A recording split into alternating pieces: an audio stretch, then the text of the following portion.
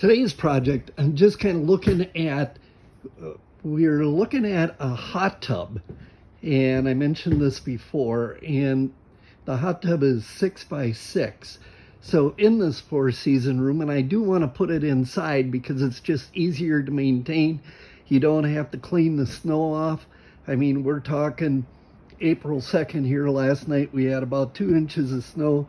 The wind's really gusting right now. We got 40 probably plus mile-an-hour winds right now outside, so I'm not doing much outside today. But so I'm looking inside, 6x6 hot tub, possibly in this corner of the 4-season room. Or, you know, this corner I haven't quite figured out what we're going to do with yet. So I'm almost wondering if I can incorporate that hot tub into this corner of the 4-season room. I'd have to come out about this far over the stairs, and I don't know if that would be a big deal. I could kind of incorporate the railing to flow with the hot tub. You could get in the hot tub from here. This is just kind of a weird corner that we haven't quite figured out what we're going to do with.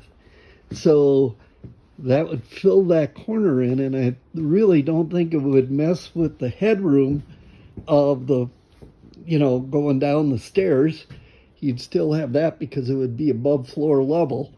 And even if I had to build it up with, you know, maybe a 2x4 or whatever in this area, I've got a support wall, because right under where this rail is, right, we put the support wall in.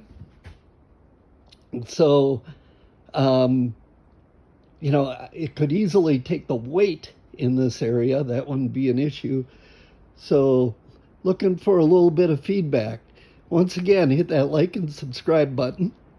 And in the comment section, kind of, if you got a better idea, let me know. Or do you like this corner or this corner?